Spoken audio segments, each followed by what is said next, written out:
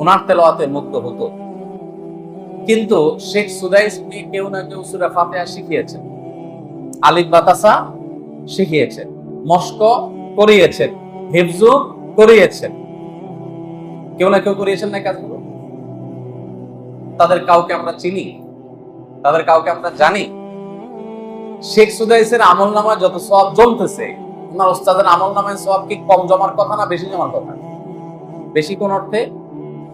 যে শাগরেদের গুলা তো সব বাই ডিফল্ট এমএলএম সিস্টেম, ওটা তো আছেই, আর নিজের গুলো আছে, আর এরকম আরো বহু শাগরেদ আছে তাদের গুলো আছে, কিন্তু মানুষ তাকে চিনে না, তাকে জানে না।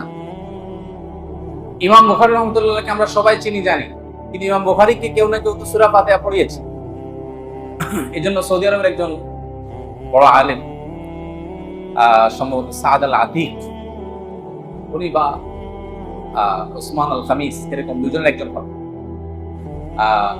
একটা কথা বলেছেন আমার কাছে খুব মনে ধরেছে কথাটা। সেটা হলো, উনি বলেছেন যে আপনারা আপনাদের সন্তানদের, নাতিপুতিদের ইবতেদাই তালিম, অর্থাৎ দ্বীনের একেবারে প্রাইমারি যে শিক্ষাটা, এটা অনুগ্রহ করে আপনারা নিজেরা দিবেন। এটা কারোর উপরে ছাড়বেন না, কোনো হুজুর, কোনো ওস্তাদ দিয়ে করবেন। সে আলিম হোক ওস্তাদের মাথা হাতে, হাফেজ হোক ওস্তাদের মাথা হাতে, তাকে আলিফ বাতাসা গুলো আপনি শিখান, সূরা ফাতিহাটা আপনি শিখান, নামাজটা পড়ানো আপনি শিখান, বেসিক বিষয়গুলো আপনি শিখান। কারণ এত বড় বাণিজ্য আপনি কেন হাতছাড়া করবেন? কথাটা কি বোঝানো গেছে? অন্য সব মানুষ শিখান, কিন্তু যেটা আপনি শিখাইলে সূরা ফাতিহা সারা জীবন প্রত্যেক রাকাতে রাকাতে পড়বে, তাই না? নামাজটা শিখাবেন, সারা জীবনও পড়বে। আপনি শিখায়া মান সান্না সুন্নাতান হাসানাতান ফালাহু আজরুহা ওয়া আজরু মান আমিলা বিহা, আপনি যখন শুরু করে দিয়েছেন, চালু করে দিয়েছেন ওর জীবনে এটাকে, তাহলে কিয়ামত মরণ পর্যন্ত যত কাজ করবে এই ভালো কাজ, তার সবগুলোর সওয়াব আপনি পেতে থাকবেন।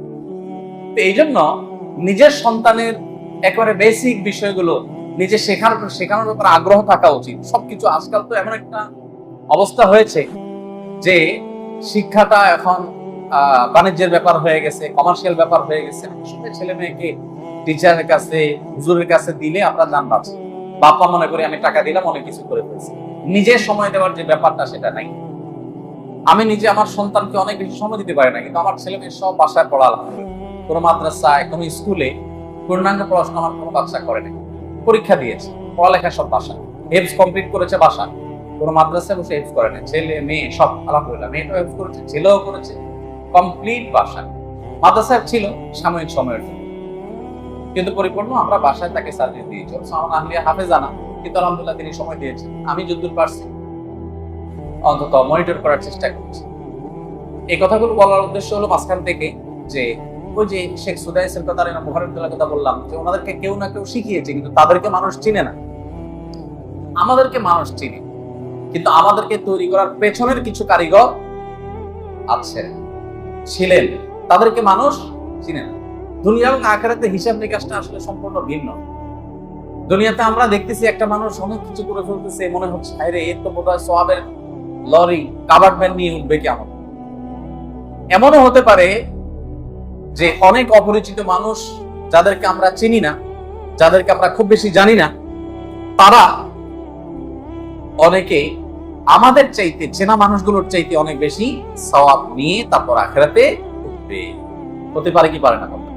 সাইয়েদনা ওমর আল খাত্তাব রাদিয়াল্লাহু তাআলা আনহু, উনি যখন পুরো একটা জিহাদে অনেক মুসলিম সৈনিক মারা গেছেন, শাহাদাত বরণ করেছেন, তিনি যখন দায়িত্বশীল হিসাবে, খলিফা হিসাবে ফিল্ড পর্যবেক্ষণে গিয়েছেন বা যুদ্ধ পরবর্তী খোঁজ খবর নিতে গেছেন সৈনিকদের, তখন বা যুদ্ধের সামারি নিচ্ছিলেন, তখন সামারি যিনি বলছিলেন, তিনি বলার সময় বলছিলেন যে ইস্তুশহিদা ফুলান, কুতিলা ফুলান, ফুলান ফুলান ফুলান, এভাবে কয়েকজনের নাম বলছে, পপুলার জনপ্রিয় পরিচিত মানুষের নাম বলছে, বলে এরপর বাকিদের বলছে ওয়াকতিলা কাসীরুন মিম্মান লা ইউরাফ আও কামা ক্বাল, মানে এর বাইরে আরো অনেকে মারা গেছেন যাদেরকে আসলে নুন ফেস না, মানুষ তো চিনে না। কথাটা একটু মানে ভাবটা এমন ছিল যে তাদের ব্যাপারটা, নামটা এত উল্লেখ করাটা ইম্পর্টেন্ট না, কারণ আসলে এত নুন ফেস না।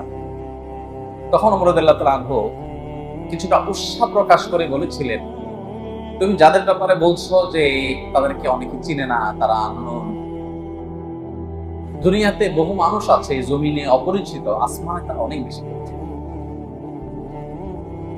আরশের ফেরেশতারা, আল্লাহর বিভিন্ন দায়িত্বরত ফেরেশতারা তাদের কাছে এই লোকগুলো খুব পরিচিত। কেন? কারণ তাদের আমল যাচ্ছে, সওয়াব জমা হচ্ছে, এগুলো দেখে তারা অভিভূত হয়ে যাচ্ছে। মানুষটা কত বড়, বাট দুনিয়ার মানুষ টের পাচ্ছে না যে এই লোকটা আসলে কি করছে। এই দ্বীনি প্রতিষ্ঠানগুলো সেই রকম একটা ব্যবসা, সেরকম একটা বিজনেস, যে এখান থেকে নেপথ্যে থেকে অনেকে অনেক কাজ করছে। যদি ইখলাস থাকে, যদি কোনো ধান্দা না থাকে, বা দুনিয়ার কোনো উদ্দেশ্য ইন্টেনশন না থাকে, ইখলাসটা যদি থাকে, তাহলে এগুলো হলো এক একটা ওই রকম প্রজেক্ট, যে প্রজেক্টগুলোর পেছনের লোকগুলোকে মানুষ চিনে না, সুফল মানুষ দেখে সুফলকে মানুষ অনেক বেশি অ্যাপ্রিসিয়েট করে, কিন্তু এই সুফলটা যাদের মাধ্যমে এসেছে তাদেরকে মানুষ ততটা অ্যাপ্রিসিয়েট করে না। তো এই ব্যাপারটি একজন মুসলমান হিসাবে আমাদের সিদ্ধান্তে আসতে হবে, আমরা কি শুধু আম খাবো না গাছ লাগাবো? কি বলেন? আম খাবেন না গাছ লাগাবেন? আম খাবেন না, আমও খাবো গাছও লাগাবো, বর্তমানেও খাবো, ভবিষ্যতে খাওয়ার প্ল্যানও করবো। এটা হলো বুদ্ধিমানের কাজ। মানুষ আমাকে বাবা দেয়, আসুন্নাহ ফাউন্ডেশন নাম করেছে, তার করেছে। আমি সবসময় বলি, বিশেষ করে ইন্টারনাল মিটিং গুলোতে, যে আমার যে সহকর্মীরা আছে, নেপথ্যের নায়করা আছে, আপনারা তাদেরকে তো জানেন না। আপনারা অযথাই আমারে বাবা দেন, ক্যারিট দেন। আমি হলাম মাটির উপরের ইট, আর আমার সহকর্মীরা হলো মাটির নিচের ইট। মানুষ মাটির উপরের ইটটা দেখে বলে, ওয়াও কি বিল্ডিং, মাশাআল্লাহ, সুবহানাল্লাহ, কিন্তু যে ফাউন্ডেশন দাঁড়ায় আছে ওইটার কথা কিন্তু কেউ বলে না, জানেও না। দ্বীনি শিক্ষা প্রতিষ্ঠানগুলোর অবস্থা হলো এরকম, মানুষ এগুলার সুফলকে দেখে বাহবা দেয়, ওয়াও বলে, মাশাআল্লাহ বলে, কিন্তু কোত্থেকে এসছে, গোড়া কি, ফাউন্ডেশন কি, ভিত্তিটা কোন জায়গায়, সেটা মানুষ। দ্বীনি শিক্ষা প্রতিষ্ঠানগুলো এগুলো এক একটা ওই যে আম গাছের মতো। আপনি আম বাজার থেকে কিনে খান, 2 কেজি, 4 কেজি, 5 কেজি, 6 কেজি কিনে খাইলেন, অন টাইম সার্ভিস পাইলেন, কিনলেন, খাইলেন, মজা পেলেন, শেষ। কিন্তু আপনি একটা গাছ রোপণ করলেন, পরিচর্যা করলেন, বড় করে গড়ে তুললেন, এটাকে মহিরুহ আকার ধারণ করালেন, তাহলে কি লাভ হবে? যে আম 10 কেজি না, কত মন খাবেন আপনি নিজেও জানেন। আপনি খাবেন, আপনার জেনারেশন কতগুলো খাবে সেটাও আপনি জানেন। এই জন্য আমাদের 2 ধরনের আমলই থাকা উচিত। পার্সোনাল যে আমলগুলো আছে আমাদের, সেগুলোর পাশাপাশি এই টাইপের আমল, যে আমলগুলোর সুফল যুগ যুগ ধরে আমি পেতে থাকি। একটা হাদিস আমি আপনাদের সামনে পাঠ করেছিলাম, নবী করিম সাল্লাল্লাহু আলাইহি ওয়াসাল্লাম বলেছেন, ইযা মাতাল ইনসানু ইনকাতা আনহু আমালু। মানুষ যখন মারা যায়, তার আমলের সমস্ত ওয়েগুলো সব বন্ধ হয়ে যায়, ক্লোজ হয়ে যায়, আমল করার স্কোপ থাকে না। তবে 3টা আমলের কথা হলো এক্সেপ্ট, যে সেগুলো মানুষ মারা যাওয়ার পরে বন্ধ হয় না। সে 3টা আমল কি কি? এর ভিতরে একটা হলো সাদকায়ে জারিয়া, এমন কোন দান যে দানের সুফল চলমান থাকে, অন টাইম না। এই দান, এটা অনেক অর্থবহ দান। আমরা আসুন্নাহ ফাউন্ডেশন থেকে যাকাত ম্যানেজমেন্টের যে কাজটা করি, আমি জানি না বাংলাদেশে আর অন্য কোন প্রতিষ্ঠান এভাবে করে কিনা। আমাদের যাকাত ম্যানেজমেন্টের 100% কাজ অলমোস্ট আমরা চেষ্টা করি এমন ভাবে করতে, যে যাকাতের টাকা একটা মানুষকে দারিদ্র থেকে তার চিরকালের জন্য মুক্তি দেওয়া দেওয়া। এই প্ল্যানটাতে আমরা যাই। আমরা কোনো গরিবকে, অনেকে আমাদের কাছে আবেদন করেন, প্রত্যেকটা জায়গায় গেলে অনেকে দরখাস্ত নিয়ে আসেন, ভাই এটা গরিব মানুষ, কিছু টাকা দেন, কিছু টাকা দেন। আসুন্নাহ ফাউন্ডেশন থেকে আমরা একেবারে আইন করে, রেজলিউশন করে এটা বন্ধ করে দিয়েছি, যে কোনো ব্যক্তিগত কোনো সহযোগিতা আমরা করি না। আমাদের কাছে কোনো গরিব আসলে আমরা গরিবকে বলি, আসেন আমাদের ট্রেনিং সেন্টারে ভর্তি হন, ট্রেনিং নেন, বিনা পয়সায় ট্রেনিং নেওয়ার পর আপনাকে আমরা, অবশ্যই ট্রেনিং এর জন্য উপযোগী হইতে হবে, ক্যাটাগরিতে করতে হবে। বিভিন্ন রকম ট্রেনিং আছে আমাদের, কাউকে ড্রাইভিং ট্রেনিং, কাউকে শেফ ট্রেনিং, কাউকে কম্পিউটার ম্যানেজমেন্ট, কাউকে ওয়েব ডেভেলপমেন্ট ট্রেনিং, যার যার শিক্ষাগত যোগ্যতা অনুযায়ী। মেয়েদের জন্য আলাদা ব্লক বাটিকা সেলাই ট্রেনিং। ট্রেনিং দেওয়ার পর তাকে হয় আমরা চাকরি দিয়ে দিই, আর না হলে ব্যবসার জন্য উপার্জন উপকরণ দিয়ে দিই, এবং সেটাকে আবার মনিটর করে ব্যবসাটাকে স্টাবলিশ করি। ব্যবসা করার মাল সেল করবে কোথায়, সেলটাও আমরা করে দিই, যাতে করে একজন মানুষের পেছনে আমি 50,000 টাকা খরচ করব, 3 মাসের ট্রেনিং নেবে সে, এই 3 মাসের ট্রেনিং নেওয়ার পর মাসে 20,000 টাকার চাকরি পাবে, এই 50,000 টাকা উঠতে তার 2.5 মাস সময় লাগবে, আর আমি ক্যাশ 50,000 টাকা দিলে সে 3 মাসে খরচ করে দেবে। তো এই যে দান, যে দানের সুফল দীর্ঘদিন পর্যন্ত পাওয়া যায়, সাধারণত মানুষের সাথে হেসেল নিতে চায় না। আমার জাকাত আসছে, একজন গরিব আসছে, দিয়ে দিলাম, ঝামেলা শেষ, তারটা সে বুঝো কি করবে না। বাট আমি যদি, সে গরিব মানুষ তো গরিব কেন হয়েছে, বেশিরভাগ গরিব মানুষ গরিব হয়েছে আইডিয়ার অভাবে, বুদ্ধির অভাবে। তাকে এই টাকাটা দিয়ে একটা ওয়ে বের করে তার জন্য উপযোগী কোন একটা পলিসি আমি দিয়ে তাকে আমি হেল্প করে যদি দাঁড় করাই দিতে পারি, তাহলে জাকাত আদায় হলো, পাশাপাশি আমার যে শ্রম দিলাম, মেধা ব্যয় করলাম, ইনভেস্ট করলাম, একটা ফ্যামিলি সারা জীবনের জন্য যত কামাই করবে, যত তাদের কষ্ট দূর হবে, এই যে আমি একটা বিজনেস লাগাই ফেললাম, আম গাছ লাগাই ফেললাম। তো এই জন্য 3টা আমল মানুষ মারা যাওয়ার পরও তার সব মানুষ পেতে থাকে, ভিতরে একটা সাদকায়ে জারিয়া। সাদকায়ে জারিয়ার এক্সাম্পল দিতে গিয়ে আমি এই আমাদের যাকাত প্রজেক্টের যে পলিসি, সেটা আমি কিছুটা আপনাদের বলার চেষ্টা করেছি। এরকম আরো অনেক সাদকায়ে জারিয়ার অপশন আছে। সাদকায়ে জারিয়ার অনেক বড় অপশন হলো এই দ্বীনি শিক্ষা প্রতিষ্ঠান, একটা মাদ্রাসার জন্য জমি কিনলেন, বিল্ডিং বানালেন, ইট কিনে দিলেন, হ্যাঁ, কোন এমন প্রজেক্টে সহযোগিতা করলেন যেটা উপকারিতা দীর্ঘকাল পর্যন্ত চলমান থাকবে। এই সাদকায়ে জারিয়াটা, এটাকে খুব বেশি প্রায়োরিটি দেওয়া উচিত। আমি আমাদের দেশে দীর্ঘদিন পর্যন্ত চ্যারিটি কাজ করছি, জনসেবামূলক কাজ, সোশ্যাল ওয়ার্ক করেছি।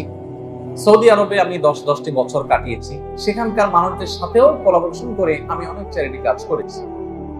বিশেষ করে বেশ শতাধিক টিউবওয়েল দেশে বিভিন্ন জায়গায়, মসজিদ, সাতক্ষীরা, বিভিন্ন জায়গায় আল্লাহর ফজলে আল্লাহ করাইছেন, আমি মধ্যস্থতা করেছি। বিশেষ করে সৌদি নাগরিকদেরকে উৎসাহ দিয়ে আমাদের দেশের মানুষের জন্য আমি চেষ্টা করতাম কাজ করতে অনেক আগে। তো তারা পাঠাতো এখানকার কোনো মাদ্রাসা, কোনো আলেমের মাধ্যমে তারা সেটা ইউটিলাইজ করত। আমার অভিজ্ঞতা হলো, আমরা বাংলাদেশের মানুষ এমনি বাঙালি বলে যে হুজুগে বাঙালি, এই দানের ক্ষেত্রে আমাদের হুজুগটা খুব মারাত্মক। ধরেন এখন যদি বন্যা শুরু হয়, বলা হয় যে বন্যা এখন ত্রাণ দিতে হবে, তাহলে মানুষ টাকা নিয়ে ঝাঁপায় পড়বে সব, বন্যা হয়ে গেছে ত্রাণ দাও। বাট বন্যা যে কারণে হয়, ধরেন কোন এলাকাতে একটা বাঁধ দিলে আর বন্যা হবে না, স্থায়ী সমাধান। হয়তো একটা এলাকায় খাল আছে, খালটা খনন করলে বন্যার পানি নামতে সহযোগিতা হবে। লক্ষ্মীপুর জেলায় 1 মাস আগে বন্যার পানি উঠছে, এখনো অলমোস্ট ঠায় দাঁড়িয়ে আছে সে পানি, রাস্তাঘাট সব পানির তলে, মানুষ ঘর বাড়ি ওইভাবে দাঁড়িয়ে আছে। লক্ষ্মীপুরের বিরাট অংশ এইভাবে এখনো আছে। কেন এই অবস্থা? কারণ ওই যে পানি একটু রোদে শুকায়, বৃষ্টি আবার সেটা কাভার হয়, পানি নামার কোনো জায়গা নেই। খালগুলো সব দখল করে ফেলেছি আমরা, এগুলো ড্রেজিং করা হচ্ছে না, কোন সরকারি এসে এগুলো ড্রেজিং করার বা পরিচ্ছন্ন করার উদ্যোগ নেই, যার কারণে খালগুলো মরে গেছে, নদীগুলো মরে গেছে। আপনি ব্রিজের যে নদী, এটার কি অবস্থা? এটা তো অনেক বড়। ছোট ছোট যে গ্রামের খালগুলো আছে, ওগুলোর কি অবস্থা? মানুষ দখল করে অর্ধেক শেষ করছে, আর বাকি অর্ধেক বালি দখল করে এসেছে। না এটা ড্রেজিং হয়, না নাব্যতা সংকট দূর হয়। অথচ এগুলো যদি হইতো, তাহলে যেই বন্যা এখন মানুষ কষ্ট করছে, যশোরের অনেক জায়গায় মানুষ কষ্ট করছে, এই পানিগুলো খুব দ্রুততার সাথে নেমে যেত, বন্যা এত কষ্ট হয় এত প্রতি মানুষের হতো না। আচ্ছা, এই আলোচনা আমি যে জন্য বললাম, এখন যদি আমরা বলি যে ভাই আমরা আগামী বছর বন্যা যেন না হয় বা বন্যায় যেন ক্ষয়ক্ষতি কম হয়, সেজন্য আমরা খাল খনন করার উদ্যোগ নিচ্ছি। ভারতের একজন হিন্দু ধর্মগুরু সদ্গুরু, আপনারা অনেকে জেনে থাকবেন, তার উদ্যোগে তিনি এই কাজটা খুব জোরে সোরে করার চেষ্টা করছেন এবং অনেক দূর করেছে। তো বাংলাদেশে যদি আমরা এখন এরকম কোনো উদ্যোগ নেই, যদি আসন্ন ফাউন্ডেশন থেকে আমরা এই উদ্যোগ নেওয়ার চিন্তা ভাবনা করছি, ইনশাআল্লাহ সরকারের নীতিগত সমর্থন পাওয়া গেলে আমরা নিজেরা ভেকে ঢুকে কিনে ছোটখাটো যে সমস্ত খাল আছে গ্রামের, সমস্ত খালগুলো আমরা খনন করে দেবো, যাতে করে পানি নেওয়ার সুবিধা। আমি যেটা বলছিলাম যে সাধারণ মানুষ যদি এখন বলি যে ভাই খাল খনন করতে হবে, আসেন টাকা পয়সা দেন, কায়িক শ্রম দেন, আপনি কাউকে পাবেন না। বাট বন্যা হয়ে গেলে ভাই বন্যা মানুষগুলো ডুবে যাচ্ছে, খাওয়ান দেন, দেখবেন টাকার অভাব নেই। এই না আমাদের মেন্টালিটি? মানে বিপদ এসে গেলে তখন সেটা দূর করার জন্য আমাদের অনেক চেষ্টা আছে, বাট তার আগে আমাদের আসলে তেমন কোনো প্রচেষ্টা থাকে না। ঠিক একই ভাবে আমাদের যে দুর্ভাগ্যজনক একটা অধ্যায়, সেটা হলো দ্বীনি শিক্ষা প্রতিষ্ঠানগুলো গড়ে তোলার ব্যাপারে আমাদের তেমন কোনো আগ্রহ নাই, সাদকায়ে জারিয়ার প্রজেক্ট গুলোর উপর আগ্রহ নাই, কন্টেন্ট কাজের প্রতি খুব আগ্রহ। আমি আরবদের চ্যারিটির কথা, আমাদের দেশে মানুষের কথা বলছিলাম, যে আরবদেরকে আপনি যদি কোনো ফান্ডের জন্য যান, তারা দেখবে সদকা জারিয়ামূলক ফান্ড কিনা, ইয়েতিমের লালন পালনের কোনো ফান্ড কিনা, টিউবওয়েল দেওয়ার ফান্ড কিনা। দেখবেন যে কাতার, কুয়েতের বহু টিউবওয়েল, ডিপ টিউবওয়েল, মসজিদ, ওযুখানা আছে, একটু সামান্য কাজ করবেন যেটা সব অন টাইম পাওয়া যাবে, এটা নিয়ে তাদের আগ্রহ কম। তাদের আগ্রহ হলো আপনি স্থায়ী কাজ করবেন কোনটা সেখানে। আর আমাদের দেশ মানুষ হলো উল্টা, মাহফিল করবেন, 10 লাখ চাঁদা দিব, ভাইরাল হুজুর নিয়ে আসেন, কোনো অসুবিধা। কিন্তু আপনি মাদ্রাসার জমি কিনবেন, এখানে টাকা দেবেন, কারণ এটা সুফল নগদে বা বাহ্যিকভাবে চোখে পড়ে না। আমাদের কাছে সবসময় মাটির উপর নিচের গুরুত্ব থাকে, নিচেরটার গুরুত্ব থাকে। তো যে 3টি আমলের সব অবশিষ্ট থাকে মানুষের মৃত্যুর পর, সাদকা জারিয়া হলো অন্যতম। আর সাদকায়ে জারিয়ার একটা বড় খাত হলো এই দিনই প্রতিষ্ঠা। আরেকটা হলো উপকারী ইলম, কাউকে কোনো জ্ঞান শিখিয়ে দিয়ে গেলেন, যেটা তিনি আরেকজনকে শেখালেন, তিনি আরেকজনকে শেখাবেন। এটা আল্লাহকে সন্তুষ্ট করার উদ্দেশ্যে যদি আপনি করেন, তাহলে এর সবটা আপনি পেতে থাকবেন ওই যে এমএলএম পদ। আর 3 নম্বর হলো নেক সন্তান, যে আপনার মৃত্যুর পর আপনার জন্য দোয়া করবে, আপনার দুনিয়া থেকে যাওয়ার পরে আপনার জন্য আল্লাহর কাছে কায়মাবাকে দোয়া করবে। তো এই নেক সন্তানের দোয়াও বাবা মার জন্য উপকার আসে। আমাদের অনেক মায়েরা আছেন, তারা কথা শুনছেন পর্দার আড়াল থেকে, তাদেরকে বলছি, মায়েদের জন্য যে কি বিরাট বড় সুযোগ। সন্তানদের ব্যাপারে বাবারা চাইলেও এত ফোকাস, এত মনোযোগ দিতে পারেন না, এটা হলো বাস্তবতা, তাই না? নবী করিম সাল্লাল্লাহু আলাইহি ওয়াসাল্লাম মা বোনদের উৎসাহিত করেছেন যে পয়েন্টে, আমাদের মেয়েরা অনেক সময় আমাদের সাথে কম্পিটিশন করে যে ছেলেরা এই ভালো কাজ করতে পারে, আমরা কি কি ভালো কাজ করতে পারি। দেখুন, ছেলেদের চাইতে মেয়েদের ভালো কাজ করার অপরচুনিটি কোনো ক্রমে কম নয়, বরং বেশি। ছেলেরা মসজিদে গিয়ে জামাতের সাথে কষ্ট করে নামাজ পড়ে যে সওয়াব পাবে, মহিলারা বাসায় বসে নামাজ পড়লে, ওয়াক্তিয়া নামাজ বাসায় বসে নামাজ পড়লে সওয়াব ছেলের চাইতে আরো বেশি পাবে। ছেলেরা কত গুণ বেশি পাবে জামাতে নামাজ পড়লে? 27 গুণ। 27 গুণের বেশি হলে কমপক্ষে 28 গুণ।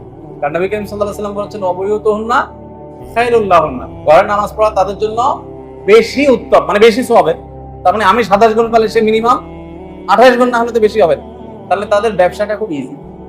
সন্তানদের লালন পালন করার জন্য বাবা এত কষ্ট, এত শ্রম, টাকা পয়সা কামাই করা সব করবে, আর মা বাসা থেকে যদি তাদেরকে দিন দিয়ে দেন, দিনের উপরে তাদের বেসমেন্টটা গড়ে দিতে পারেন, তাহলে ওই যে অনন্তকালের সওয়াবের একটা পথ এখান থেকে উন্মোচন হয়ে গেল। এটা আমাদের মায়েদের খেয়াল করা উচিত। দুর্ভাগ্যজনক বাস্তবতা হলো, বাবাদের মতো আমাদের মায়েরাও বিজি হয়ে গেছে। তাদের এখন বান্ধবীদের সাথে বিভিন্ন হোয়াটসঅ্যাপ গ্রুপে আলাপ সালাপের ব্যাপার থাকে। বান্ধবীদের আজকে কোথায় কোন পার্টি আছে, কোথায় কালকে 1 ডিশ পার্টি আছে, কালকে 2 ডিশ পার্টি আছে, হ্যাঁ, তারপরে কোথায় মিটিং সিটিং আছে, ইউটিউবে কোথায় কোন রান্নার আপনার ভিডিও আছে সেটা দেখতে হবে, অনেক ব্যস্ত। ফেসবুকে লাইক কমেন্ট কি আসলো না আসলো, কোন বান্ধবী কি মেসেজ দিলেন জবাব দিতে হবে, এগুলো অনেক ব্যস্ত। সন্তানদেরকে অল টাইমের প্যাকেট ধরা দিয়ে স্কুলে পাঠিয়ে দিচ্ছে। এই বাপ মা যখন বুড়ো হবে, সন্তানও এরকম অল টাইমের প্যাকেট ধরা দিয়ে বিদেশে পাঠিয়ে দিবে, যে একটা স্বাস্থ্যকর খাবার দিয়ে দিই, জামাটা পরাই দিই। আমাদের দেশে দুর্ভাগ্যজনক ভাবে মানুষের আর্থিক যে সংগতি সেটা বাড়ছে, পাশাপাশি আমাদের কালচারাল অধপতনও হচ্ছে। আপনি দেখবেন ঘরে ঘরে এখন মানুষের মধ্যে এই মানসিকতা চলে আসছে, যে কাজের লোকেরা ছেলে মেয়েকে স্কুলের জন্য রেডি করতেছে, মাদ্রাসা রেডি করতেছে, মা তার মোবাইলে ব্যস্ত, বাবা তার মোবাইলে ব্যস্ত। খুবই বাজে একটা প্র্যাকটিস। তো মা বোনরা যারা আছেন, আমি তাদেরকে বলতে চাই, সন্তানদের দিক ফোকাস দিন, তাদেরকে মনোযোগী, তাদের প্রতি মনোযোগী হন, তাদেরকে সময় দেন। আমি শীতকাল আসলে নিয়ম করে, যেদিন না হয় সেদিন কমপক্ষে 1 ঘন্টা বাচ্চাদের সাথে ব্যাডমিন্টন খেলি, যেদিন না, আর যেদিন একটু বেশি সময় থাকে সেদিন 1.5 ঘন্টা 2 ঘন্টা। এটা নিয়ম। অন্য কোনো আমল বাদ গেলেও এই আমলটা বাদ করতে চায় না। আর সারাদিন যাই করে এসে বাচ্চাদের সাথে একটা সময়। এবং এখন বর্ষাকালে একটু আমার খেতে একটু সমস্যা হয়েছে। বর্ষাকাল না থাকলে আমাদের খেতে 20-25 পদ সবজি আমরা উৎপাদন করি, এবং এর বেশিরভাগই আমরা নিজেরা ছেলে মেয়েদেরকে সাথে নিয়ে কোপানো, সব কাজ করা, এগুলো তাদেরকে করানোর চেষ্টা করি। এক ভাই, আমি নাম বললাম না, একজন বাংলাদেশের সবচেয়ে জনপ্রিয় একজন আলেম, তিনি আমার বাসায় আসছেন 2 দিন আগে। তো আমার ছোট বাচ্চাটা 5-6 বছর বয়সী, ওর জিজ্ঞেস করতেছে আমাকে চিনো, এবং আমরা বলতেছি চিনো কিনা, চিনে না। বাংলাদেশের সবচাইতে পরিচিত হুজুর, কিন্তু আমার বাচ্চা চিনতেছে না। তো আসলে সবাই একটু আশ্চর্য। তাই বললাম আশ্চর্যের কারণ হলো ও মোবাইল বা কম্পিউটারে আসক্ত। এখন আমাদের কাছে এটা কিন্তু অস্বাভাবিক হয়। আমাকেও যদি কোনো জায়গায় কোনো বাচ্চা বলে যে না হুজুর চিনি না, সেদিন যেন কোথায় গেলাম আইআইইউসি, চট্টগ্রাম আন্তর্জাতিক বিশ্ববিদ্যালয়। তো ওখানে বিশ্ববিদ্যালয়ের অধীনে একটা স্কুল আছে, স্কুলের প্রিন্সিপাল আমাকে ক্লাসে নিয়ে যাচ্ছে। এক বাচ্চা জিজ্ঞেস করছে, চিনো হুজুরকে চিনো? বাচ্চা বলে, না চিনি না। সাধারণত শুনলে তো মানুষ একটু অপমান হয়, আমার চিনল না তো বলবো। তো আমি বাচ্চাকে খুব সাধুবাদ দিলাম, মারহাবা দিলাম। এখন সবাই তো অবাক হয়ে যাচ্ছে কাহিনী। আমরা দেখেন, মানুষের নেচার যখন খারাপ হয়ে যায় তখন অসুস্থতাটাকে সুস্থতা মনে করে, আর সুস্থতাটাকে অসুস্থতা মনে করে। এই বাচ্চাটাই আপনার ক্লাসের মধ্যে স্বাভাবিক, ও আমাকে চিনে না, আর বাকিগুলো সব অস্বাভাবিক, এগুলো সব মোবাইল এডিকশনে আছে, এগুলো সব মোবাইলের রোগী। আর এই বাচ্চাটা সুস্থ, কিন্তু আমাদের কাছে মনে হচ্ছে অস্বাভাবিক। ভাই রে, বাচ্চাটা কত জ্ঞান, কত আনস্মার্ট, যে এই টাইমের এই ভাইরাল হুজুর চিনে না, এটা কপাল পড়া। অথচ এটাই হলো স্বাভাবিকত্ব যে তার বাপ মা তাকে নিশ্চয়ই ডিভাইস থেকে দূরে রাখতে পেরেছে। আর এই দূরে রাখাটা নির্ভর করে বাবা মার উপর, যারা মনে করেন যে না, ছেলে মেয়েকে মোবাইল দেওয়া ছাড়া খানা খায়। এইটা আমি বিশ্বাস করতে চাই। আমার বাচ্চাকে আমরা মোবাইল দিয়ে খানা খাওয়াই গেলাম, খাইলে খাও, না খাইলে নাই, কোনো টেনশন নাই বাবা। মানুষ না খায় বহুদিন বাঁচতে পারে। রোহিঙ্গারা না খায় মাইলকে মাইল হেঁটে নাফ নদী যদি আপনি দেখে থাকেন, নাফ নদীর ঢেউ দেখলে আপনার কোনো যাওয়া জমা যাবে, সেই নদী পার হয়ে ওরা চলে আসছে। মানুষ খুব সহনশীল প্রাণী, সহজে মরে না। ছেলে 2-4 দিন না খাইলে মরে যাবে, যারা মনে করতেছেন বোকার স্বর্গে বাস করছে, ভুল। 2-4 দিন না খাইলে কিছু আসে যায় না। আমার এক দোস্ত ছিল নেপালে, মদিনা ইউনিভার্সিটি থেকে অনার্স করা, আলেম মানুষ, দায়ী মানুষ, রিয়াদুল হক নাম, আমার খুব ঘনিষ্ঠ দোস্ত। সৌদিতে একসাথে ছিলাম। তো তার বাসায় একবার বেড়াইতে গেছি, খাবার টাবার রান্না করছে। তারা তো ইন্ডিয়ানরা বা নেপালি, তারা আমাদের মতো বাঙালিদের মতো 10 পদ করতে অভ্যস্ত। 1 পদ বিরিয়ানি বা কি কিছু, তাদের খাবার দিয়ে দিয়েছে, আমরা বসে গেছি। তো আমরা খাচ্ছি, বাচ্চাদেরকে দেখলাম একটা ডাক দিল। বাচ্চাদের নাম ছিল আব্দুর রহমান, আব্দুর রহমান, আব্দুল্লাহ, বেটে খানা হয় তো আ যাও, খানা হয় তো আ যাও বলে খানা শুরু করতেছে। আমার তো খাবার ঢুকছে না, আরে বাচ্চাগুলো আসছে না, ওদেরকে বাদ দিয়ে আমরা বসে গেলাম। আমি বললাম, ইয়ার बोलाओ बच्चों को थोड़ा साथ बैठकर खा ले। तो সে বলতেছে, छोड़ो क्यों मगजमारी कर रहा है, पेट उनका है कि मेरा। বলে যে কেন তুমি এই সমস্ত মাথা হেডেক নিচ্ছ, সে যে খাবে, পেট কি তার না আমার? তার পেট। তুমি বলো যে তার যদি পেট হয় তো হেডেক আমার কেন? পেট যার, হেডেক তো তার, ওই খাবে। এখন আমরা সিস্টেম বানিয়ে নিয়েছি যে আমাদের বাচ্চারা ধরে নিয়েছে যে আমার খাওয়ানোর দায়িত্ব আমার মা, ঠেকাটা আমার বাপের, আমার না, এদের ঠেকা। তো যার কারণে বাচ্চারা শিখে না। তো এখন মোবাইল ফোনে আসক্তি কেন হয়? কারণ যে আমরা মনে করি মোবাইল না দিলে খানা খাবে না, খাবে না, সমস্যা। 1 বেলা খাবে না, 2 বেলা খাবে না, 3 বেলা খাবে না, 1 দিন খাবে না, 2 দিন খাবে না, 3 দিনের 3 ও খাবে, ওর আব্বা, ওর আম্মা, ওর দাদা, ওর 14 গোষ্ঠী খাবে। আপনি কোনো ফজিলত বয়ান করা লাগবে, কয়দিন না খায় থাকে। সিরিয়াস কথা, ধ্বংস হয়ে যাচ্ছে আমাদের পরিবারগুলো, আমাদের সন্তানরা শেষ। তাদেরকে আমরা ডিভাইসে আসক্ত করে ফেলেছি। এই জন্য আমি বাচ্চাদের মধ্যে কোথাও গেলে আমি জিজ্ঞেস করি, আমাকে কে কে চিনো, তো গর্ব করে খুব হাত তোলে। তো যারা চিনে না ওদেরকে ডেকে আমি আলাদা করে আদর, এবং তখন অন্য বাচ্চাদেরকে বার্তা দিয়ে দিই, আমি ওদেরকে অনেক বেশি ভালোবাসি, কারণ ওরা মোবাইল দেখেন। আমাকে চিনে না মানে দেখেন সে মোবাইল দেখেন, সে একটা সুস্থ বাচ্চা, তার বাবা মা দায়িত্বশীল বাবা মা। আর দায়িত্বশীল না হলে মা নিজে একটাতে নিয়ে বসে থাকে মোনাজাতে, বাপের হাতে আরেকটা, তিনি আরেকটাতে মোনাজাতে বসে থাকে, আর বাচ্চাকে বলে তুমি কম্পিউটারটা ছেড়ে নাও, কার্টুন দেখো, ধ্বংস করে ফেলছে। তো যাই হোক, কোন সন্তানের দোয়া সাদকায় জারিয়া থাকবে? আমাদের আলোচনা ছিল যে মানুষ মারা যাওয়ার পরও 3টা আমল এর সব মানুষের নামে যেতে থাকে। এর ভিতরে একটা হলো নেক সন্তান, যে সন্তানকে আপনি মোবাইলের সাথে পরিচয় করার নাই, করোনাদের সাথে পরিচয় করাইছেন, মনুষ্যত্ব শিখাইছেন, সময় দিয়েছেন, এবং তাকে আপনি সিরিয়াসনেসের সাথে পড়াশোনা করিয়েছেন এবং তারবিয়াত শিক্ষা দিয়েছেন। তো মায়েরা যারা আছেন তাদেরকে আমি বলতে চাই যে বাচ্চাদেরকে আল্লাহর রাস্তায় সময় দেন, তাদেরকে নিয়ে এঙ্গেজ থাকেন, তারাই আপনার বন্ধু, তারাই আপনার সহপাঠী, তারাই আপনার খেলার সাথী, এবং কোনো ডিভাইসে তাদেরকে আসক্ত করবেন না। বাচ্চাদেরকে ডিভাইস আসক্তি থেকে মুক্ত করার উপায় কি জানেন? আমরা অনেকে জেনে থাকবো। প্রধান উপায় হলো নিজেরা এটা থেকে দূরে থাকা। আপনি নিজে সারাক্ষণ টিপবেন, মোবাইল টিপতে টিপতে বাচ্চাকে বলবেন এই পড়তে বসো, মোবাইল রাখো। বাচ্চা তখন কি মনে করবে? বল, কি মনে করবে? বাচ্চা তখন মনে করবে রাজ্যের সকল সুখ নিশ্চয়ই মোবাইলের মধ্যেই, নাইলে এই বেটি আমাকে মোবাইল রেখে পড়তে বসতেছে, সে নিজে টিপতেছে, আমাকে পড়তে বসতেছে, নিশ্চয়ই সে কোনো প্রকার ষড়যন্ত্রে লিপ্ত, আমাকে সে সুখ থেকে বঞ্চিত করতে চাচ্ছে। আল ইনসানু হারিসুন ফি মামুনিয়া, বাধা দিলে সেটা মনে করা অনেক গুরুত্বপূর্ণ বিষয়। আর আপনি নিজে যদি মোবাইল না টিপে আপনি একটা বই পড়েন, তাকে বলেন আবু তুমিও বসো, তখন তার কাছে এটা বিশ্বাসযোগ্য হবে। এটা হলো বাস্তবতা। বেশিরভাগ বাচ্চারাই আমাদের ধমক শুনে মায়ের খেয়ে বকাঝকা খেয়ে পড়তে বসে, বাট তার মনে অনেক কষ্ট দুঃখ যে এই ষড়যন্ত্র তো কোনোভাবে মেনে নেওয়া যায়।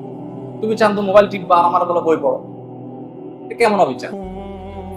তো আমাদের সন্তানদেরকে যদি সাদকায়ে জারিয়ার সওয়াবে জারিয়ার উপায় যদি সন্তানদেরকে বানাতে চাই, তাহলে তাদেরকে মানুষের মতো মানুষের ঘুরতে হলে ডিভাইস আসক্তি থেকে মুক্ত রাখতে হবে। No way. আমি যেহেতু অনলাইনে আমার কাজ কাম বেশি, এই যে আসছি, বলা নাই কোয়া নাই, কালা কালা ক্যামেরা সব এসে ভরে গেছে। তো অনেকে মনে করেন বোধ হয় বাসা বাড়িতে বোধ হয় এসব হয়। বাসায় আমাদের স্ট্রিক্টলি আলহামদুলিল্লাহ কোনো বাচ্চা মোবাইল কোনো ডিভাইসে আসক্তি যেন না থাকে। এটার জন্য যা যা করা দরকার তার সবকিছু আমরা আলহামদুলিল্লাহ আপনাদেরকে আমি সুযোগ পাওয়া। তো তিনটা আমলের যে দুয়ার খোলা থাকে, নেক সন্তান, সাদকা জারিয়া, উপকারী জ্ঞান, কাউকে একটা যে ভালো জিনিস শিখাইলেন তিনি আবার আরেকজনকে শিখাইলেন, স্বভাব পেতে থাকে। তো আজকে আমরা এখানে একত্র হয়েছি এই মাদ্রাসাটার একটা দিন প্রতিষ্ঠান। এই মাদ্রাসাটার একটা তাকাজা আছে, একটা প্রয়োজন আছে। আপনারা জানেন একটা জমি কেনার জন্য বায়না দেওয়া হয়েছে, এখানে সাইনবোর্ড টাঙানো 2.5 কোটি টাকা দিলে এই জমিটা মাদ্রাসা হয়ে যাবে। আর এই জায়গাটা যখন হয়ে যাবে তখন মাদ্রাসাটা তার শেপে আসবে, জায়গাটা পুরো কাজে লাগবে। তো এখানে সাধারণত আপনাদেরকে শরীক থাকার জন্য হুজুর আহ্বান করছে। আমি নিয়মতান্ত্রিক কালেক্টর না, কালেকশন করার সিস্টেম আমি জানি না। আসুন্নাহ ফাউন্ডেশনে কোটি কোটি টাকা মানুষ দেয়, কিন্তু আমি আজও পর্যন্ত আমার মনে পড়ে না জীবনে কোনোদিন কোনো দরখাস্ত নিয়ে কোনো ব্যবসায়ীর কাছে আমি গিয়েছি। আলহামদুলিল্লাহ কোনোদিন যাই নাই। আসুন্নাহ ফাউন্ডেশনে যাদের যা দেওয়া দরকার, যত বড় ব্যবসায়ী হোক, যত শিল্পপতি হোক, ফাউন্ডেশনে এসে দিয়ে যায়। এই যে গত বন্যার সময় 164 কোটি টাকার বিরাট বড় একটা ফান্ড হয়েছে, 1 টাকার একটা নোটের জন্য আলহামদুলিল্লাহ আমি কোথাও কারোর কাছে যাই নাই, কারোর অফিসে না, কারোর বাসায় না, কাউকে ফোনও করি নাই। আল্লাহ তাআলা ব্যবস্থা করেন, বন্দোবস্ত করেন। আমি কোথাও যাইও না, বলিও না, এবং এটা আমাদের সিস্টেমও না। আমরা কারোর কাছে দরখাস্ত কোনোদিন লিখি নাই। কোনো ব্যবসায়ী বলতে পারবে না জীবনে কোনো ব্যবসা প্রতিষ্ঠানের কাছে আসুন্নাহ ফাউন্ডেশন দরখাস্ত লিখেছি, বরাবর ম্যানেজিং ডিরেক্টর অমুক প্রতিষ্ঠান আসুন্নাহ ফাউন্ডেশন, জীবনেও না। আমরা আম ঘোষণা করি, আল্লাহ যার যা তৌফিক করে আসে তা দেয়, এভাবে আমরা কাজ করি। এখন এটা আমার কাজ না, কিন্তু হুজুর অফিসে যায় একদিনের জায়গায় 2 দিন, 2 দিন জায়গায় 3 দিন, 3 দিনের জায়গায় 4 দিন যা বসে আছে। তো যার কারণে এই কথাটা আপনাদের সামনে পাড়া। কাজ নাই বলতে এটা তো খারাপ কাজ না, ভালো কাজ। সবাই তো সব কাজের জন্য ক্যাপাবল না, সেটা আমি বলার চেষ্টা করছি। যাই হোক, এখানে এই কাজটাতে আপনারা সাদকা জারিয়ার এই খাতটাতে সাধারণভাবে শরীক থাকবেন, এটা আপনাদের সুবিধার্থ আহ্বান। কেন শরীক থাকবেন আমি আরেকটা পয়েন্ট বলে শেষ করবো ইনশাআল্লাহ। সেটা হলো, আমরা যখন বিভিন্ন ফল ফ্রুট খেয়ে তার বীজগুলা ফেলে দেই, বিচিগুলো ফেলে দেই না, আমরা যদি এই যে বিচিগুলো ফেলে দিচ্ছি অথবা পরিকল্পিতভাবে বিচিগুলো জোগাড় করে আমরা রেখে দিই, কত ভালো কাজে আছে। এখানে একটা ভালো কাজের কথা মনে হচ্ছে বিচির কথা বলাতে। আসুন্নাহ ফাউন্ডেশনের একজন লাইফ মেম্বার আছে আমাদের, যারা 1 লক্ষ টাকা ফাউন্ডেশনে দেন এককালীন, তাদেরকে আমরা লাইফ মেম্বারশিপ অফার করি। আমাদের এরকম একজন লাইফ মেম্বার আছেন চট্টগ্রাম। আমি দুবাইতে সফরে ছিলাম, তখন উনি ফোনে আমাকে কথা প্রসঙ্গে একটা কথা বললেন, আমি শুনে অবাক হয়ে গেলাম, বিস্মিত হয়ে গেলাম। তিনি বললেন যে ভাই, আমি জীবনে যত ফল খাই আমার একটা সিস্টেম হলো, সমস্ত ফলের বীজ, সেটা আমি আম খাই, জাম খাই, বড়ই খাই, যেটাই খাই, দেশীয় ফল যেগুলো খাই, এগুলো সবগুলোর বীজ আমি একটা পলিথিনে রেখে দিই। মানে খোসার সাথে সবাই ফেলে দেয়, আমি এটা করি।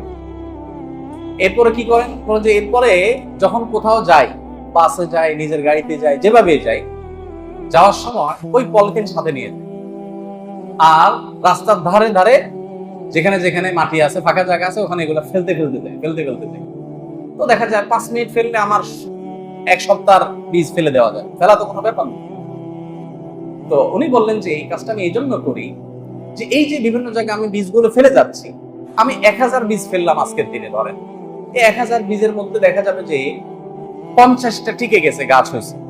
এই 50টা থেকে একটা হয়তো টিকে গেছে, বড় গাছ হয়েছে, সেটার ছায়া হয়েছে, অক্সিজেন সেখান থেকে মানুষ পাচ্ছে, প্রাণীকুল পাচ্ছে, ফল হয়েছে, ফসল হয়েছে। আমি জানবো না, হয়তো কেউ সেখান থেকে বেনিফিশিয়ারি হচ্ছে, উপকার পাচ্ছে। এদিকে আমার মরণ হয়ে গেছে, ওইটা সব আমার পক্ষে যাচ্ছে। অবাক হয়ে গেলাম। সুবহানাল্লাহ, আল্লাহর বান্দাদের মধ্যে কত ক্রিয়েটিভ সওয়াবের কাজ করার মানুষ আছে। আমিও তো কত ফল খেয়েছি, আমার তো এরকম কোন আইডিয়া আমার আসে। আমি অবাক হয়ে গেলাম।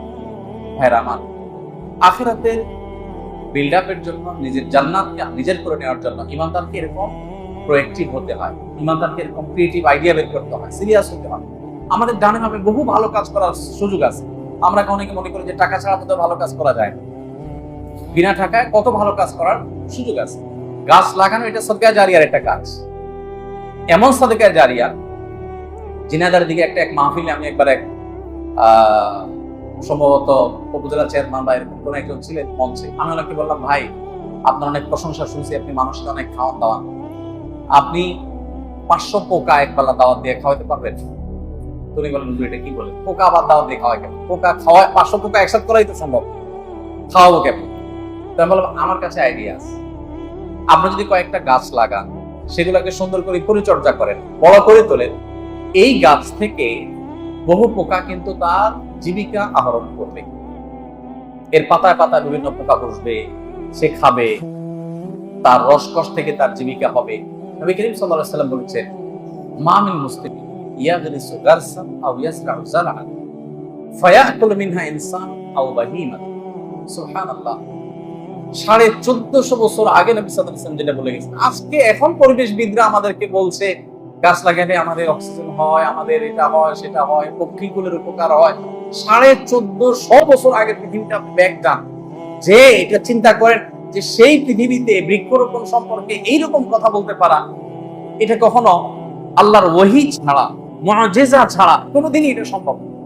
তাও এমন সময় যে আজ পৃথিবীতে ফ্যাক্টরি রেভলিউশনের কারণে, যত্রতত্র কলকারখানা হওয়ার কারণে, কালাদ হওয়ার কারণে, নানা কারণে আজ পৃথিবীতে প্রাকৃতিক বিপর্যয় হয়েছে। এখন আমাদের বৃক্ষরোপণের ফজিলত বলতে হয় পরিবেশবিদদের।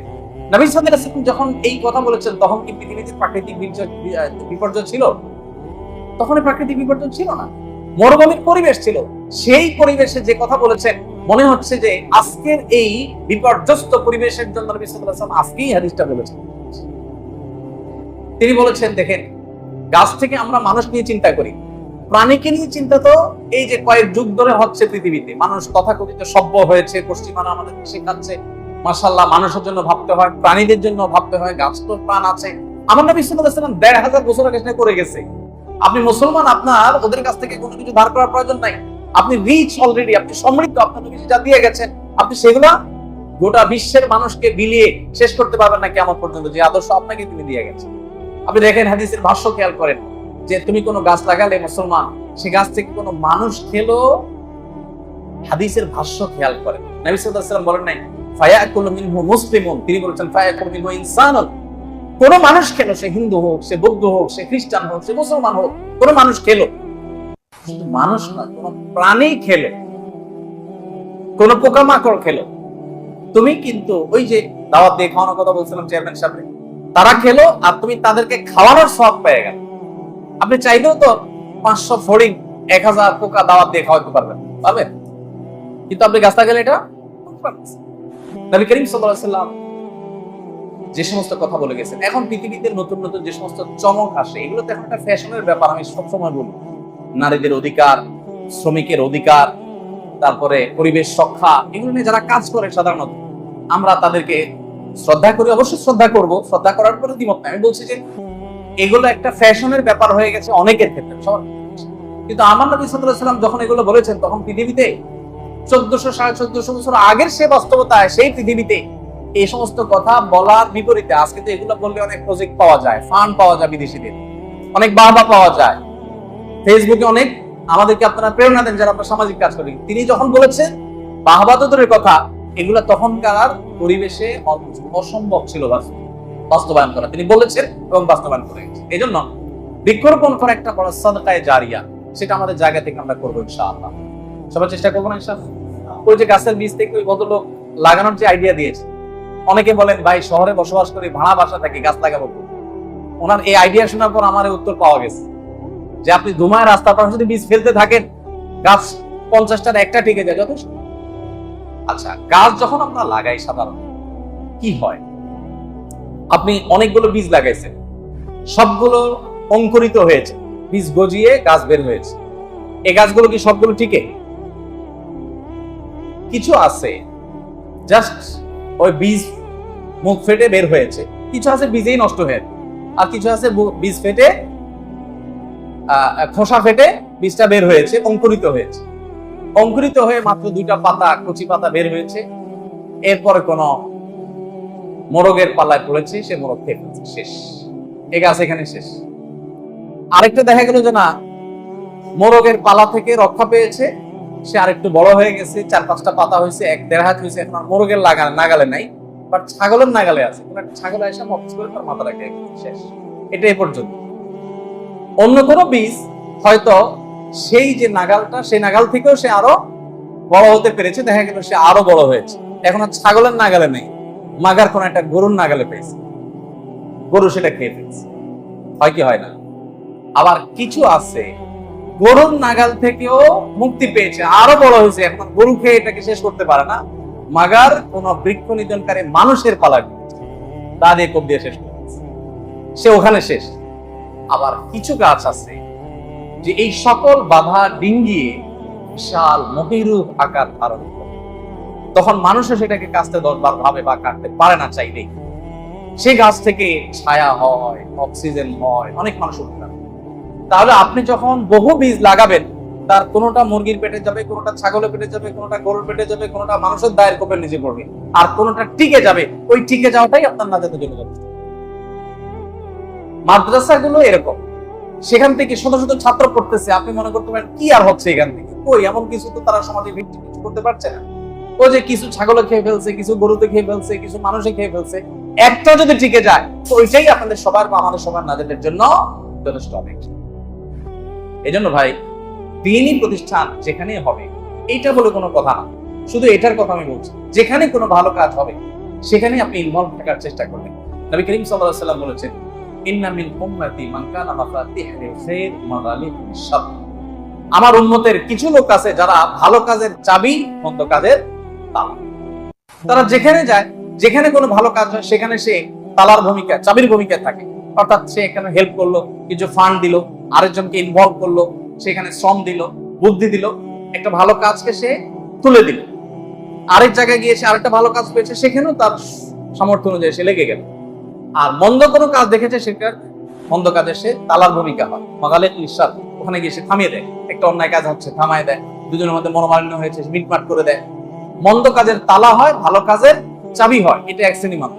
আর অপর শ্রেণী মানুষের উল্টা, যত ভালো কাজ হবে সেখানে গিয়ে তালার ভূমিকা পালন করবে। একটা মাদ্রাসা হচ্ছে যে নিজে তো 2 পয়সা দিতে পারবেও না, যে একটা খোঁচানো কথা বলবো, যেমন এক্সাম্পল দেন, কি খোঁচানো কথা হতে পারে, যেমন থেকে কোন ফান্ড বাগায় আনছে কি জানি, কত খরচ করছে আর কত পকেটে রাখছে আল্লাহ জানে, আরেক ধান্দা। এই যে কথাগুলো জানি না, শুনে আন্দাজে বললাম, এটা হলো মাগালিক লিল খায়র, ভালো কাজের তালার ভূমিকা, মানে ভালো কাজকে বন্ধ করার ভূমিকা কিছু মানুষ অবতীর্ণ। আবার যত অপকর্ম হবে, খারাপ কাজ হবে, গান বাজনা 2 নম্বর কাজ, সেখানে সে মাশাআল্লাহ বা আস্তাগফিরুল্লাহ সবাই রাখে। তো দ্বীনি প্রতিষ্ঠান অথবা যে কোনো ভালো উদ্যোগ, আমি আমার সামর্থ্য অনুযায়ী সেখানে শরীক থাকবো। কেন শরীক থাকবো? যে অনবরত যদি আপনি বীজ ছিটাতে থাকেন, অল্প কিছু টিকবে, সবাই তো টিকবে না। আপনি 50টা মাদ্রাসার সাথে এঙ্গেজ আছেন, 10টা চ্যারিটেবল অর্গানাইজেশনের সাথে এঙ্গেজ আছেন, 20টা ফ্যামিলিকে আপনি সাধ্য অনুযায়ী হেল্প করতেছেন। আমি বলতেছি না সব জায়গায় লাখ লাখ কোটি কোটি টাকা দিতে হবে, সাধ্য অনুযায়ী দিলেন, 10, 20, 50 টাকা দিলেন, আল্লাহ তো আপনার কোয়ান্টিটি দেখবেন, আল্লাহ কোয়ালিটি দেখবেন। এর মধ্যে থেকে একটা প্রতিষ্ঠান হয়তো আল্লাহর কাছে মাকবুল হয়ে গেছে, এখান থেকে হয়তো একজন ভালো আলেম তৈরি হয়ে গেছে, আপনার নাজাতের জন্য হয়তো এটাই যথেষ্ট হয়ে যাবে ইনশাআল্লাহ। এই জন্য আমরা সাধ্য অনুযায়ী চেষ্টা করবো তো ইনশাআল্লাহ।